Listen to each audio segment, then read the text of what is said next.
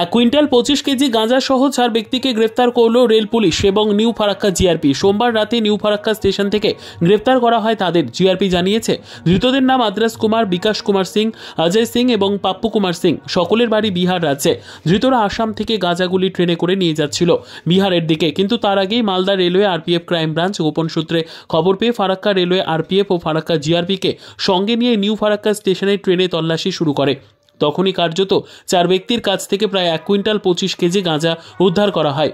মঙ্গলবার দুপুর নাগাদ ধৃতদের ফারাক্কার জিআরপির পক্ষ থেকে বহরমপুর আদালতে পাঠানো হয়। গাঁজা কারবারির সঙ্গে কে বা কারা যুক্ত রয়েছে তার তদন্ত করে দেখা হচ্ছে নিউ ফারাক্কা জিআরপির পক্ষ থেকে। पुलिस क्यों पकड़ा आपको? पुलिस क्यों पकड़ा आपको? गांजा कितना आदमी है आप लोग? कहाँ से गांजा लेके आए? कहाँ ले जाना पड़ता? बिहार। कितना किलो गांजा था?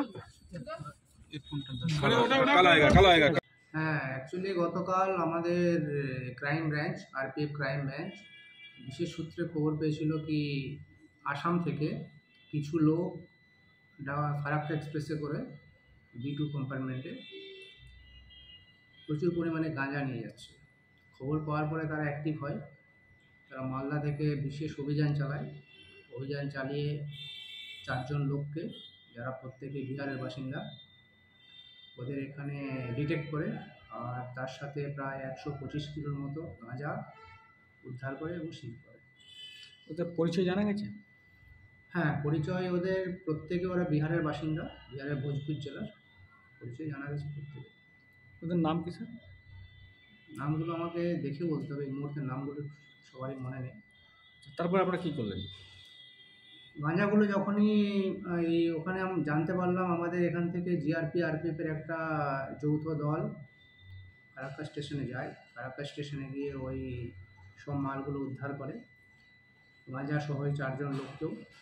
তারপরে এখানে সিজ করা হয়। সিজ করে ওই যে 4 জন আসামি ছিল তাদের প্রত্যেকে জিআরপি ফারাক্কাকে হ্যান্ডওভার করা হয়।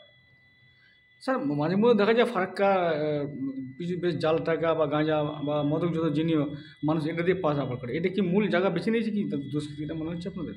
দেখুন, অ্যাকচুয়ালি ফারাক্কা থেকে যাচ্ছে না, আমার ট্রেন তো লং রুটে আসছে, লং রুট থেকে ট্রেন আসছে, সুতরাং তারা অন্যান্য জায়গাতেই চাপছে। আমরা এখানে ওই জন্যে সর্বদা তৎপর আছি, আরপিএফ জিআরপি সবাই, যাতে এই সব লোকের যে অভিসন্ধি আছে সেটা যেন তারা ফ্রুটফুল না করতে পারে। এই গাঁজা ধরার পর আপনারা এখন অবধি কীভাবে অ্যাক্টিভ রয়েছেন?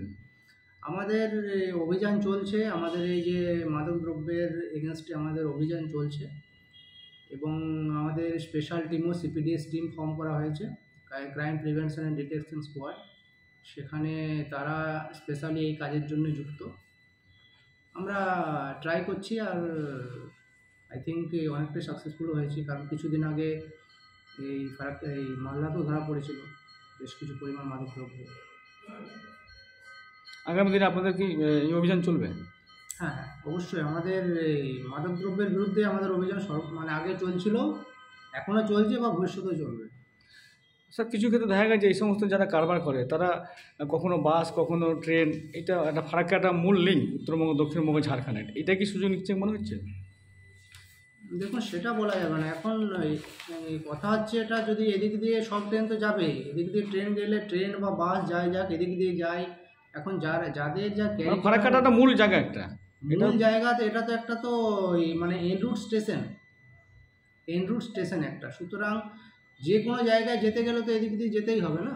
এটাই কি তারা বেছে নিয়েছে? এটা যারা বেছে নিয়েছে বলা যাবে না, অন্য কোনো তো রাস্তাও নেই যাওয়ার না।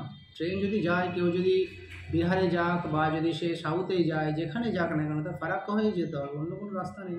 সুতরাং সেখানে যদি যায় ফারাক্কা উপর হয়েই যাবে। ফারাক্কা স্টেশনে আপনাদের আরপিএফের ফোর্স কেমন তৎপর থাকে? আমাদের আরপিএফের ফোর্স সর্বদা তৎপর থাকে। আমাদের সিসিটিভি রুমের মাধ্যমে আমাদের এটা ওয়াচ করা হয়। ওখানে আমাদের সর্বদা স্টাফ থাকে, যাতে এইরকম মুভমেন্ট, যারা সাসপিসিয়াস মুভমেন্ট আছে সেগুলো আমরা সর্বদাই। ল্যাপটপ জগতে এক বিশ্বস্ত নাম ল্যাপটপ সলিউশন। আমরা আপনাদের জন্য নিয়ে এসেছি মাত্র 40% দামে brand new condition refurbish laptop, সাথে 1 বছরের ফুল ওয়ারেন্টি। আমাদের এখানে ল্যাপটপ স্টার্টিং প্রাইস 10,000 টাকা থেকে। আমাদের মেন ব্রাঞ্চ কলকাতা এবং শাখা ব্রাঞ্চ ধুলিয়ান, মুর্শিদাবাদ। আমাদের সাথে যোগাযোগ করতে ও আরও বিশদে জানতে আমাদের স্ক্রিনে দেওয়া মোবাইল নাম্বারে যোগাযোগ করুন।